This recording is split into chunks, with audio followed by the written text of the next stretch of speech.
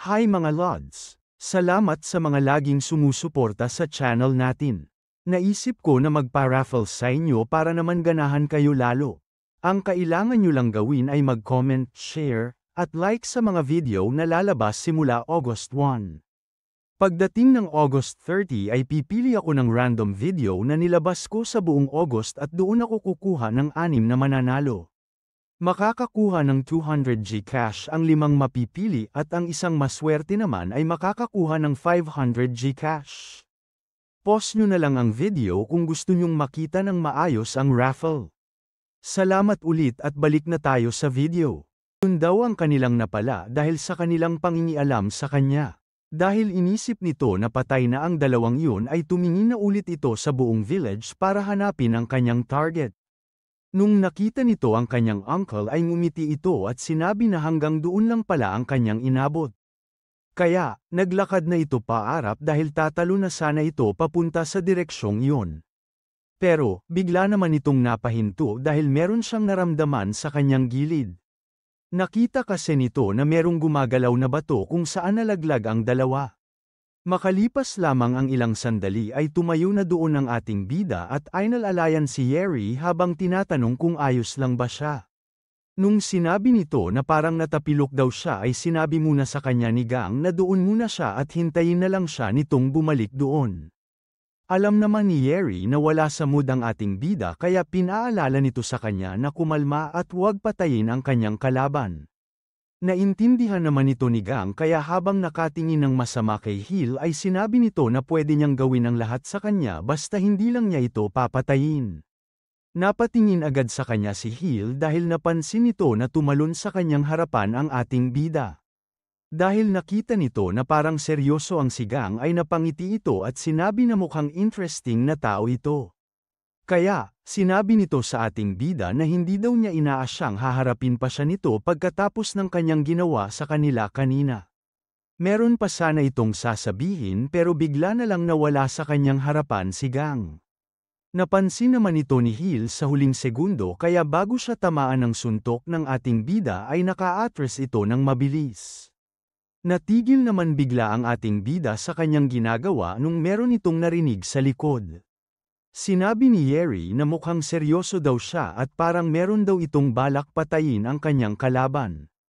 Nagpalusot naman agad si Gang at sinabi na tinatakot lang daw niya ang kanyang kalaban para lumayo ito lalo sa kanyang pwesto. Ginamit naman itong pagkakataon ni Hill pero makikita natin na hindi nito tinamaan ang ating bida kahit nakatalikod ito sa kanya. Sa isang swabing kilos ay bigla na lang nag-iba ng direksyon si Gang at mabilis nang dumiretso papunta sa siraulo. Alam ni Yeri na hindi matatalo doon ang Tabachoy kaya kalmado lang itong nanunood sa kanilang laban. Nung mapalit na kay Hill ang ating bida ay makikita natin na napangiti ito dahil ang buong akala niya ay nasundan na nito ang kanyang kilos. Pero, bigla na lang itong umikot ng sobrang bilis papunta sa kanyang ilalim para tadyakan ito ng malakas. Nakita ni Yeri na tumalik ang siraulo sa pader pero hindi na ito nagsalita dahil alam naman niya na hindi naman pumapatay ng tao si Gang. Pero, dahil bad trip ito kay Hill ay sinugod niya pa rin ito kahit hindi pa ito nakakatayo ng maayos. Dahil alam ng siraulo na mapapahamak siya pag wala siyang ginawa ay ginamit na agad nito ang Wind and Earth Whirlwind. Hindi naman ito inaasahan ng ating bida kaya makikita sa itsura nito ang gulat. Pagtingin nito sa kanyang harapan ay wala na doon ang kanyang kalaban kaya inisip ni Hill na natalo na niya siguro ito. Pero, napansin nito na medyo mabigat ang kanyang sandata kaya tinignan nito kung ano ang problema. Kaya pala parang may mali ay doon pala sumabit ang ating bida para hindi siya tamaan ng kanyang skill. Nagulat ito nung bigla na naman siyang sinugod ni Gang dahil katatapos lang ng kanyang skill at hindi pa ito nakakapagpahinga. Dahil doon ay madali lang natama ng suntok ng ating bida ang mukha ng siraulo. Pagkatalsik nito sa malayo ay doon na napansin ni Gang ang mga bangkay na nakakalat sa lapag.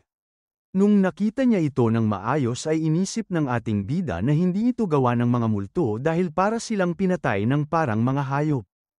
Kaya, ang siraulong lalaki daw na kanyang kalaban siguro ang gumawa nito sa kanila. Pagkatingin sa kanya ni Gang ay nagulat ito nung unti-unti nang tumatayo si Hill sa kanyang pwesto. Ang alam kasi ng ating bida ay kahit ang mga malalaking tao ay hindi basta-bastang nakakatayo sa atake niyang iyon, kaya ang akala nito ay mawawala na siya ng malay sa kanyang ginawa. Pagkatayo ni Hill ay nagsalita agad ito at sinabi na dahil iniisip niya ang tumatakas niyang uncle ay nakadalawang tama na sa kanya ang tabachoy. Pinatunog nito ang kanyang leeg at sinabi na siguro daw ay kailangan na niya itong seryosohin. Bago mag-umpisa ay tumingin muna ito sa direksyon kung saan tumatakbo kanina ang kanyang uncle. Nung napansin ni Hill na tuluyan na itong nakatakas ay masama na siyang tumingin sa ating bida at tinanong kung paninindigan ba niya iyon. Kaya niya gustong kalabanin ng kanyang uncle ay bukod sa gusto nitong maghiganti ay gusto din niyang makalaban ng isang tao na pwedeng sumabay sa kanya. Kaya, dahil siya daw ang rason kung bakit nakaalis doon ang kanyang target ay kaya ba niya itong palitan ng kanyang buhay. Napakamot naman doon ang ating bida at sinabi sa kanyang kalaban na hindi niya alam kung ano ang sinasabi nito. Pero, bigla na lang itong napunta sa kanyang harapan para atakihin siya at sinabi na sisiguraduhin daw nito na hindi na siya makakatayo sa kanyang gagawin. Bago naman ito tumama sa siraulo ay bigla na lang itong ngumiti ng kakaiba. Pagkatapos noon ay ang buong akala ni Gang ay tinamaan nito ang katawan ng kanyang kalaban. Pero, makikiya natin na ginamit na nito ang kanyang kakaibang kilos para umiwas sa atake ng ating bida. Nagulat doon si Gang dahil hindi nito inaakalang makakaiwas ito sa kanyang atake. Makikita rin natin na pagkatapos noon ay bigla na lang itong umikot ng mabilis at umatake ng sunod-sunod sa direksyon ng tabachoy. Dahil sa lakas ng kanyang ginawa ay nag-iwan ito ng malalaking marka sa lapag kaya kahit sino ang tamaan nito ay siguradong masasaktan. Pero, napansin din naman agad ng siraulo na nakaiwas sa kanyang ginawa ang ating bida. Habang nasa ere ay sinabi nito sa kanyang kalaban na kakaiba daw ang kanyang kilos kumpara sa mga normal na martial artists. Hindi naman na sinayang ni Hill ang pagkakataong yon dahil pagkatapak ni Gang sa lapag ay bigla na naman niya itong inatake. Pero, dahil ito ay ang ating magaling na bida ay madali lang itong naka-atras sa range ng kanyang atake. Dahil sa kanyang inis ay hindi na nito pinagpahinga ang ating bida kaya nung nakita niya na umatras ito ay sinundan agad niya ito ng atake. Ang akala niya ay tinamaan ni rin niya ito sa wakas pero isa lamang pala itong illusion dahil nakaiwas pa rin dito ang ating bida. Kahit gumagawa ng distansya si Gang ay makikita natin na sinusundan lang siya nito ng paulit-ulit. Ginamit nito ang kakaiba niyang atake kaya patusok nitong inatake ang ating bida gamit ang kanyang sandata. Madali itong natapik palayo ni Gang pero nagulat ito nung may nangyari kakaiba sa spear. Dahil doon ay nasugatan ng konti ang ating bida pero nakaiwas pa rin naman ito dahil mabilis siyang nakayuko. Habang iniisip nito kung paano bumaluktot ang blade ng kanyang kalaban ay hindi na ito nakapag-react ng mabilis. Kaya, makikita natin na tinamaan ng isang malakas na tuhod si Gang sa kanyang mukha. Akala ni Hill ay sapat na yun para patulugin ang kanyang kalaban pero hindi nito inaasahan na nasalag pala ito ng tabachoy at bigla na lang kumapit sa kanyang binti. At sa isang napakabilis na iglap ay bigla na lang itong pumorma sa kanyang harapan at siniko ang tiyan ng siraulo ng mas malakas sa normal. Nung tumama ito sa isang pader ay makikita natin na bumagsak ang mga bato doon dahil sa lakas ng ginawa ng ating bida. Habang nakatingin sa walang malay na siraulo ay inisip ni Gang kung masyado ba ang ginawa nito sa kanya. Pero, alam nito na hindi naman siya mamamatay sa kanyang ginawa kaya matulog na lang daw siya doon at magpagaling. Habang naglalakad na si Gang pabalik kay Yeri ay bigla na lang itong napatigil dahil naramdaman niya na hindi gumana ang kanyang ginawa. Inatake na naman siya ni Hill pero makikita natin na madali naman itong naiwasan ng ating bida. Hindi ito makapaniwala sa kanyang kalaban kaya inisip nito kung paano kaya ito nakarecover agad sa kanyang ginawa. Aatakihin sana ulit siya ni Hill pero inunahan na niya ito at damaykit na sa kanya para hawakan ang kanyang leeg. Pinisil niya ito ng sobrang lakas para hindi siya makakilos at pinatid nito ang kanyang paa para mawala siya sa balanse. Pagkatapos noon ay sinandal agad niya ito sa isang pader para hindi ito mahulog agad sa lapag. Makikita natin na ginamit na ng ating bida ang isa sa kanyang mga passion skill na pentacyclic blow. Dahil doon ay nalaglag na ito sa lapag dahil tuluyan na talagang nawala ng malay ang siraulong yon. Sigurado na doon ang ating bida kaya pagkatapos niya itong tignan sandali ay umalis na rin ito doon. Pero, hindi pa rin ito sapat sa siraulong yon dahil mabilis na naman itong kinuha ang kanyang sandata at sinubukan agad atakihin ang ating bida. Madali ulit itong nakaiwas doon pero inisip nito na paano ito nangyayari. Tinanong ni Gang ang siraulo kung paano pa rin siya nakakakilos kahit na ganun nakabugbog ang kanyang katawan. Hindi naman ito sinagot ang tanong sa kanya ng ating bida dahil ngumiti lang ito at sinabing kakaiba daw talaga ang martial arts world. Nung mga panahon na naghahanap siya ng mga tao na karapat-dapat niyang kalabanin ay wala siyang nakita kahit isa. Pero, nung hindi niya inaasahan ay bigla na lang may lumabas sa kanyang harapan na isang martial arts master. Kaya, tinawag nito ang ating bida at tinutok sa kanya ang kanyang sandata. Pinagbantaan niya ito na pag hindi daw sineryoso ni Gang ang kanilang laban ay pagsisisihan niya ito ng sobra. Hindi daw pwede na gusto lang siya nitong patulugin dahil maghahasik daw siya ng lagim pag hindi siya nito pinigilan ngayon din. 10 taon daw siyang naghintay sa pagkakataong yun kaya hindi lang ang kanyang uncle ang kanyang wawasakin. Papatayin daw niya ang lahat ng taong makikita niya at ipaparana sa kanila ang kanyang pinagdaanan. Kaya, kung gusto siya nitong pigilan ay kailangan daw niyang ipakita sa kanya ang lahat ng kanyang kakayanan. Nagsalita naman na doon ang ating bida at sinabi na wala siyang pakialam sa kanya at sa kanyang mga gagawin. Pero, kung ayaw daw niyang mawala sa kanya ang kanyang mga skills ay kailangan daw niyang hindi kumilos. Naglakad naman ng dahan-dahan papunta kay Gang ang siraulo at sinabi na hindi daw siya nakikinig ng mabuti. Natigil naman ito sa kanyang paglalakad dahil meron itong naramdamang kakaiba. Pagkatapos noon ay bigla na lang siyang napaluhod sa lapag kaya inisip nito kung ano ang nangyayari. Napansin din nito na merong tumutulong dugo galing sa kanyang ilong kaya tatanungin na sana nito si Gang kung ano ang nangyayari. Pero, bago pa ito makapagsalita ay sinabi na sa kanya ng ating bida na siya daw ang hindi nakikinig sa kanya. Pinagbuhol-buhol daw nito ang sirkulasyon ng kanyang dugo gamit ang pentacyclic blow kaya pag gumamit daw siya ng kahit anong skill ay merong mangyayari sa kanyang masama. Kung hindi daw siya hihinga ng dahan-dahan at kakalma ay pwede siyang ipahamak ng kanyang energy circulation. Habang umaalis ay sinabi sa kanya ni Gang na kailangan na niyang huminga ng dahan-dahan para makaalis na rin siya doon dahil baka balikan daw siya ng kanyang mga kaaway. Hindi naman natuwa doon ang kanyang kalaban kaya pinilit agad nitong tumayo. Sinubukan pa rin itong atakihin ng ating bida pero makikita natin na hindi niya ito tinamaan. Hindi kinaya ng kanyang katawan ang kanyang ginawa kaya bigla na lang bumigay ang kanyang braso. Habang namimilipit sa sakit ay sinabi sa kanya ni Gang na huwag nang makulit at makinig na lang sa kanyang mga sinabi. Matigas talaga ang ulo ng lalaking yun dahil pagkasabi noon ng ating bida ay bigla na naman itong tumayo para umatake. Ginamit niya ang lahat ng natitira niyang lakas pero hindi na talaga niya makontrol ng maayos ang kanyang skill. Pagkatapos noon ay bigla na lang namilipit sa sakit ang buo niyang katawan kaya nahulog na naman ito sa lapag. Alam ni Gang na wala nang mangyayari doon kaya aalis na sana ito papunta kay Yeri. Pero, nagulat ito dahil nakakakilos pa rin ang siraulo at meron pang lakas tumayo. Nung tinignan niya ito ng maayos ay inisip ng ating bida na parang alam na niya kung bakit hindi masyadong gumagana sa kanyang kalaban ang pentacyclic blow.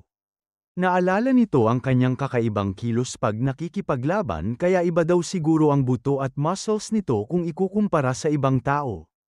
Nagsalita naman na ulit ang siraulo at sinabi na wag daw siyang aalis sa kanilang laban. Kung hindi, hahanapin daw siya nito sa buong mundo at uunahin niyang patayin ang kanyang babae. Pagkatapos noon ay ginamit na ni Hill ang lahat ng natitira niyang lakas para sa huli niyang atake. Mabilis itong tumalon papunta sa harap ng ating bida habang tinututok dito ang kanyang spear. Hindi naman na umiwas dito si Gang dahil sinalo nito ang sad ata ni Hill gamit ang kanyang kilikili. Nung hindi na ito nakagalaw sa kanyang harapan ay mahinang sinabi ng ating bida na hindi siya nito naiintindihan. Tinanong nito ng seryoso kung bakit ba niya sinasayang ang kanyang buhay para lamang sa kanyang paghihiganti. Habang ginagamit ang kanyang skill sa dibdib ng siraulo ay sinabi nito na simula ngayon ay hindi na niya magagamit ang kahit na anong martial arts. Dahil sa ginawa ni Gang ay makikita natin na parang tuluyan na talagang nawala ang malay ni Hill. Bigla naman munang lumipat ang ating storya sa isang alaala at makikita natin na merong bata na nakahiga sa lapag. Nakita siya ng tatlong matanda kaya nipalitan agad siya ng mga ito. Dinala nila ang bata sa kanilang bahay at doon na siya tinignan ng kanilang doktor. Nagulat ang matanda nung sinabi sa kanya ng doktor na meron daw lunar energy type body ang kanyang anak na si Hill. Pinaliwanag nito na ang mga ganong body type ay kabaliktaran ng normal na tao dahil baliktad ang sirkulasyon ng kanyang ki. Napansin ng tatay na meron pa itong hindi binabanggit kaya sinigawan nito ang doktor at sinabing diretsuhin na niya ang kanyang punto. Dahil wala naman ang magagawa ang matanda ay sinabi na nito sa kanyang leader na pwedeng gamitin ni Hill ang ibang martial arts maliban lamang sa kanilang family skills. Ang pwede lang daw niyang gamitin ay ang mga basics nito at mas okay na daw pag hindi talaga niya ito gagamitin sa tutong laban.